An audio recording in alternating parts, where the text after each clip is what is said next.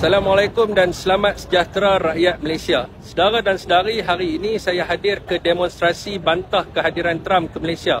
Selaras dengan seruan Presiden Bersatu Tan Sri Muhyiddin Yassin di Dewan Rakyat yang mendesak agar kerajaan Malaysia mengambil pendirian tegas dan berprinsip terhadap kekejaman rejim Israel dan sekutunya, termasuk Amerika yang terus menafikan hak rakyat Palestin dan juga Gaza.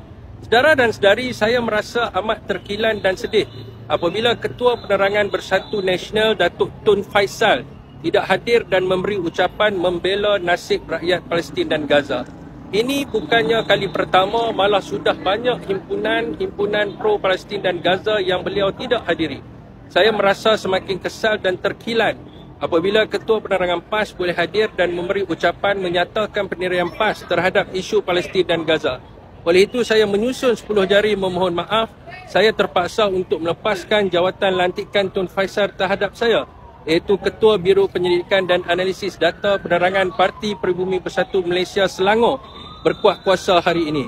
Jawatan ini hanya memberi beban dan kemaluan besar kepada saya kerana ketua saya Tun Faisal tidak fokus pada isu rakyat dan sensitif terhadap isu-isu yang menimpa umat Islam di dunia.